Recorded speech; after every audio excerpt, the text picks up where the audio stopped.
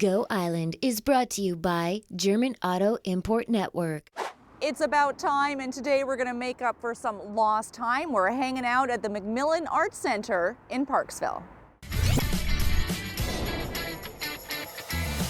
Does organic always mean better? Honoring Phil Dwyer and comfort food in a Ukrainian kitchen.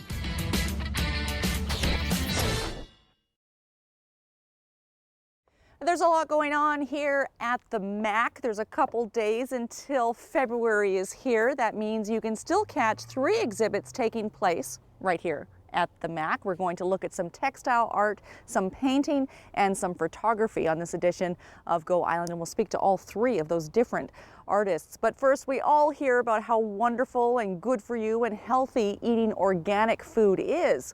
But is all organic food created equally, grown equally? Here's Kelly Robinson.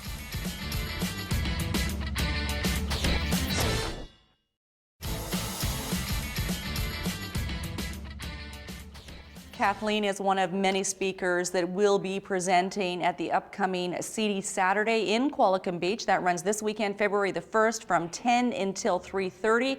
It all takes place at the Qualicum Beach Civic Center. Other topics up for discussion include GMOs. What are they? Maybe you have an idea. Maybe you don't know all that you think you do. The event on Saturday is certainly a great place to get up to speed. Also, the mystery growing the mystery out of tomatoes is another topic up for discussion at Seedy Saturday this weekend. The best place to get more information is online, and you can do that www.qbcdsaturday.com. We're inside the MAC right now on MacMillan Street in Parksville. It's about time we paid a visit here, and we're getting 3 exhibits in one today. This is Gloria Daly. Her exhibit is called Blanket Statement, No Shame in Patches. That's right. I see patches all over this. Well, that's what it's about. There's no shame in hanging art that has recycled and reused and patched, and like this piece is called Divorce and Marriage. It's like life is good. You do have patches. You have rough patches. You have smooth patches. So life is a patch, and everybody has a blanket statement. All my work in this exhibition is in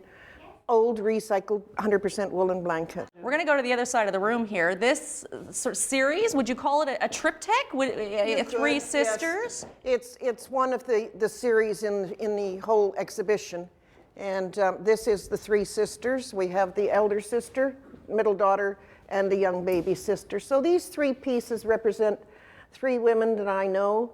And it shows the difference that you can do. My work is all handwork, that you can express and show feelings and emotions. This first one, the elder sister, is very soft, very gentle, and yet still shows some wear and tear and pain and patches, and she still comes out as a lovely piece of art. Some of the weight of the world that an older sister might carry on their shoulders, maybe? That could. Some older sisters can certainly see that.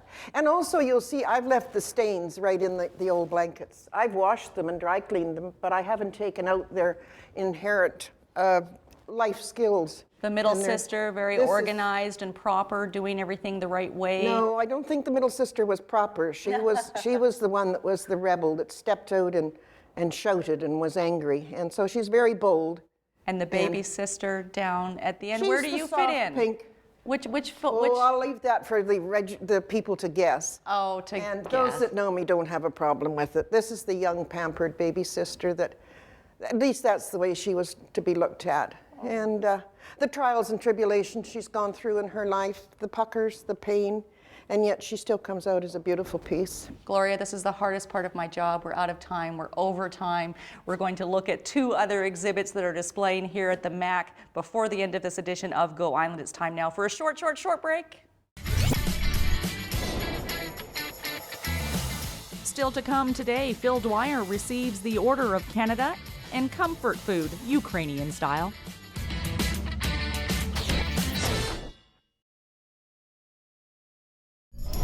Did you know that because you live in a human body and dance your way through the day, you're an amazing dance interpreter? These are not easy machines to drive, and you're really good at it.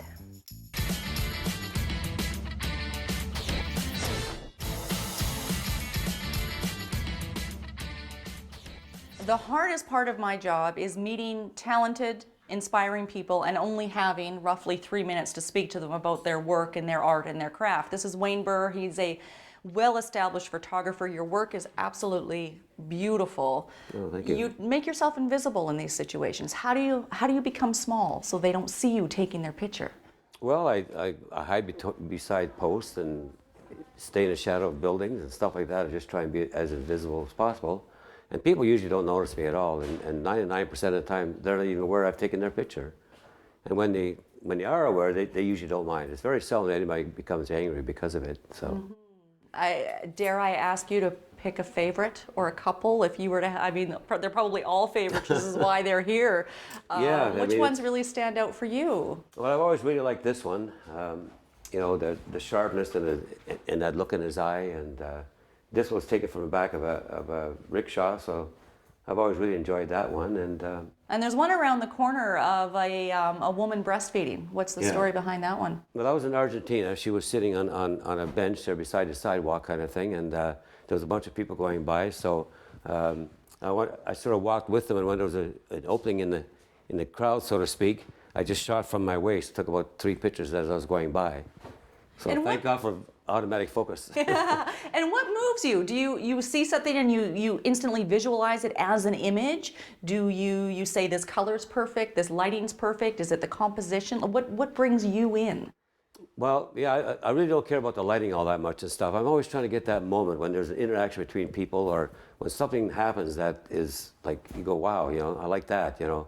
I'm not interested much in scenery or red barns or anything like that. I'm always trying to get people with that interaction between people and something with myself. Would you ever do portraits with people looking directly at you? Oh yes, or? I mean, yeah, like these two, for example, you know. Right, they know you're there, obviously. Yeah, like those two would know. And I think this guy was conscious too, and he doesn't look terribly pleased about it. No, he looks like he's getting ready to get a little bit upset with you. Yeah. A little bit angry. Music, of course, is always a great way to change the mood. That's exactly what we're doing next here on Go. We're throwing things over to Rayanne LaPlante, who is spending some time with Phil Dwyer.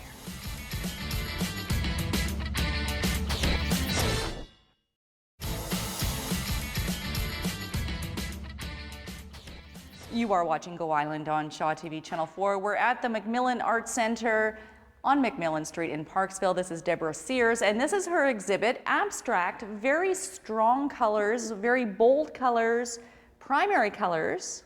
Why? And what does that say about the exhibit that you can say with abstract art?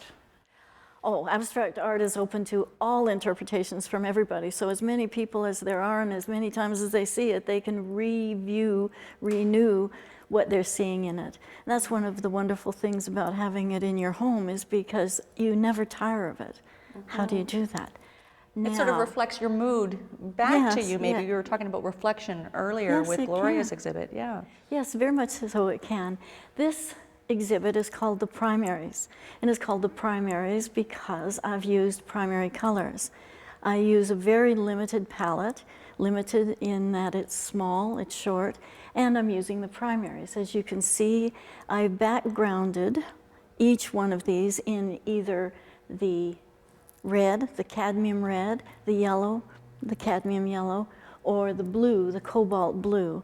Now I added to that another palette which is related to the original blue, red, yellow palette, and that is yellow ochre, red sienna, and blue umber.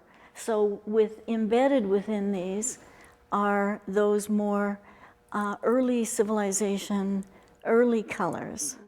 Now, so I have two things going on. One is the primaries of childhood, red, yellow, and blue, and the primaries of early times, early life, ancient even.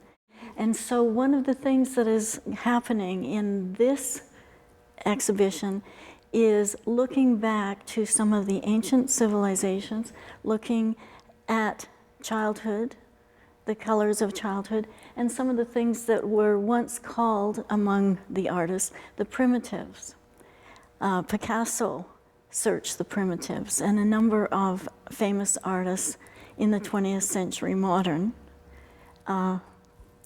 referred to their works as the primitives. And this one over here, which is My favorite, and this one's the one that's going to be held back for the artist's collection, is this one with the red backing. I finished that 3 times before it truly was finished, and I hated it each of the other times before. And now it's so your I favorite. went back in and went back in, and finally I just kind of and left it, and now it is my favorite. Absolutely. You can have a closer look at Deborah's work here at the MacMillan Arts Centre. Just a couple of days left in these 3 exhibits running until February the 1st.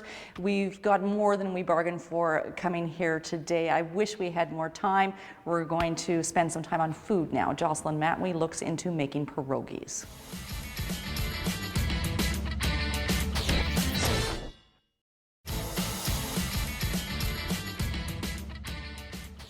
Sandy's Ukrainian Kitchen is located at 21B Nickel Street. That's in downtown Nanaimo. And that wraps it up here at MacMillan Arts Centre in Parksville for today. The exhibits run until February the 1st. A little bit of time left. If you're in the area, it's certainly worth stopping in and having a closer look. Thanks for watching Go Island. We'll see you next time.